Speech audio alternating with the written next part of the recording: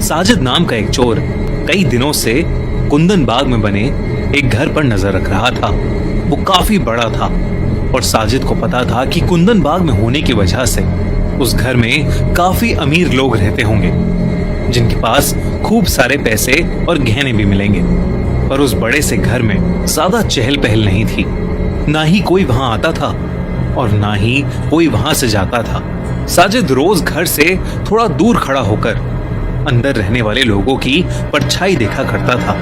वो ये नोटिस करता था कि आखिर घर में कौन कौन था और वो लोग रात में कितने बजे सोने चले जाते थे। साजिद ने एक रात उस घर में चोरी का प्लान बनाया। उस रात कुछ देर तक वो घर से दूर खड़ा रहा और लाइट बंद होने का इंतजार करता रहा। कुछ ही देर में पूरे घर की लाइट्स ऑफ हो गईं और साजिद पीछे वाली खिड़की से दबे पांव घर के अंदर घुस गया। पहले साजिद ने ग्राउंड फ्लोर टटोला, मगर उसे वहां ना पैसे मिले ना ही कोई कीमती सामान। वो अभी नीचे वाले फ्लोर पर ही था कि तभी उसे किसी के चलने की आवाज आने लगी। वो जल्दी से ड्राइंग रूम में रखे एक पुराने कबर्ड में छुप गया और कबर्ड के दरवाजे के बीच से बाहर देखने लगा।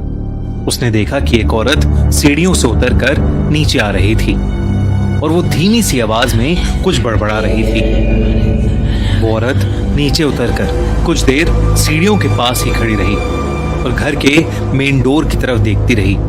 साजिद को उस औरत का चेहरा अब बिल्कुल साफ नजर आ रहा था।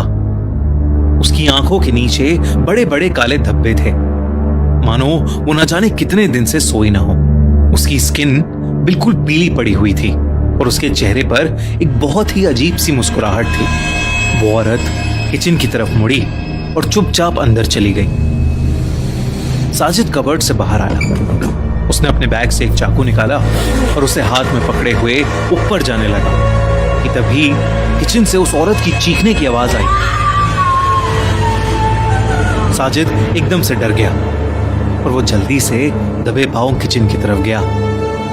उसने देखा कि वो औरत एक कोने में बैठी रो रही है और उसके हाथ में भी एक चाकू है और वो उस चाकू से जमीन पे कुछ खुरच रही है। उस औरत को देखकर साजिद थोड़ा घबराने लगा था, तो उसने सोचा कि वो जल्दी से छोटी मोटी चोरी करके वहां से निकल जाएगा। साजिद सीढ़ियों के ऊपर पहुंचा ही था, उसने देखा कि एक औरत बेडरूम के दरवाजे के सामने खड़ी उसे देख रही थी। उस औरत का चेहरा बिल्कुल वैसा ही लग रहा था जैसा उसकी बूढ़ी मां का लग रहा था। उसकी भी आंखों के नीचे काले धब्बे थे। साजिद ने हाथ में पकड़ा चाकू उस औरत को दिखाकर डराने की कोशिश की, मगर उस औरत को कोई फर्क ही नहीं पड़ रहा था। अचानक ही वो औरत हंसने लगी और उसकी आंखें बिल्कुल काली पड़ गईं। वो हंसते हंसते बेडरूम के अंदर चली गई। जैसे ही बेडरूम का दरवाजा खुला, साजिद को एक बहुत ही गंदी स्मेल आई। जब उसने अंदर देखा तो उसके होश उड़ गए।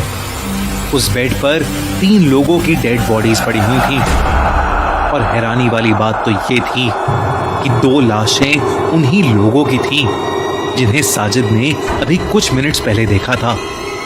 ऐसा लग रहा था कि जैसे उन्हें मरे हुए काफी दिन बीत चुके हैं, क्योंकि उनकी बॉडीज डिकम्पोज होने लगी थी, जिसकी वजह से उनसे बहुत ही गंदी स्मेल आ रही थी। ये देखकर साजिद के रोंगटे खड़े हो गए थे। वो सीधा घर के बाहर भागा। उसने सोचा कि इस हालत में अगर उसे किसी ने देख लिया तो उसे चोर नहीं बल्कि खूनी समझा जाएगा। इसलिए वो सीधा पुलिस स्टेशन पहुंचा और उसने पुलिस को सब कुछ बताया। पुलिस की एक टीम साजिद को लेकर तुरंत उस घर में पहुंची। घर के मेन डोर पर और उस दीवार पर ढेर सारे खून के छींटे थे। ये देखकर सभी चौकन्ने हो गए और उन्होंने अंदर जाकर देखा कि वहां सच में 3 लाशें थीं। पुलिस ने उन लाशों को तुरंत फॉरेंसिक टीम के पास भेज दिया और उन्होंने यही मान लिया कि साजिद ने ही उन तीनों औरतों का मर्डर 4-5 दिन पहले किया होगा और मर्डर के इल्जाम से बचने के लिए उसने ये कहानी बनाई है। मगर कुछ ही दिनों में उन बॉडीज की फॉरेंसिक रिपोर्ट आ गई, जिसे देखकर पुलिस भी बहुत शॉक में पड़ गई। उन लोगों की मौत 4-5 दिन पहले नहीं बल्कि 6 महीने पहले हो गई थी। रिपोर्ट के मुताबिक उन लोगों ने जहर खाकर अपनी जान दी थी। इन्वेस्टिगेट करने पर पुलिस को बेडरूम के पास से एक फिनाइल की बोतल भी मिली, मगर सबसे ज्यादा डरावना एविडेंस था काला जादू करने का सामान। घर में ढेर सारा तंत्र मंत्र का सामान बरामद हुआ था। उस बेडरूम की सीलिंग पर एक बहुत अजीब सा पैटर्न बना हुआ था, जो कि खून से बनाया हुआ लग रहा था। जब पड़ोसियों तक ये खबर पहुंची तो सबका दिल बुरी तरह दहल उठा। कोई भी मानने को तैयार ही नहीं था कि वो लाश 6 महीने पुरानी थी, क्योंकि पड़ोसी तो उस घर में रहने वाली औरतों को लगभग रोज ही घर की बालकनी में घूमते देखा करते थे। यही बात बार बार साजिद भी पुलिस से कह रहा था। कुछ लोग तो ये भी कह रहे थे कि लोग रोज खाना खाने के बाद टहलने बाहर आते थे, और कई लोगों ने इनके घर में लाइट्स ऑन ऑफ होते देखी हैं। ये सब सुनकर पुलिस हक्की बक्की रह गई। उन्होंने उस पड़ोसी से और डिटेल में इन्वेस्टिगेट किया तो उसने बताया कि उस घर में 3 लोग रहते थे, एक बूढ़ी माँ और उनकी 2 बेटियां। वो तीनों ही बेहद अजीब से थे और किसी से बात नहीं करते थे। उस घर के ओनर विश्वनाथ की डेथ के बाद उस घर में अजीब अजीब सी चीजें होने लगी थीं। पुलिस ने अपनी फाइनल स्टेटमेंट में यही रिकॉर्ड किया कि उन तीनों लोगों की मौत 6 महीने पहले ही हो चुकी थी और उन तीनों की मेंटल स्टेट ठीक नहीं थी, जबकि नेबर्स और साजिद की स्टेटमेंट्स बिल्कुल अलग थी। 2002 में हुए इस केस के बाद से कुंदन बाग के इस घर को लोग विचेस लायर बोलने लगे। आज के समय में कई टूरिस्ट्स इस घर को देखने आते हैं और वो ये सोचने की कोशिश करते हैं कि आखिर इस घर में हुआ क्या होगा।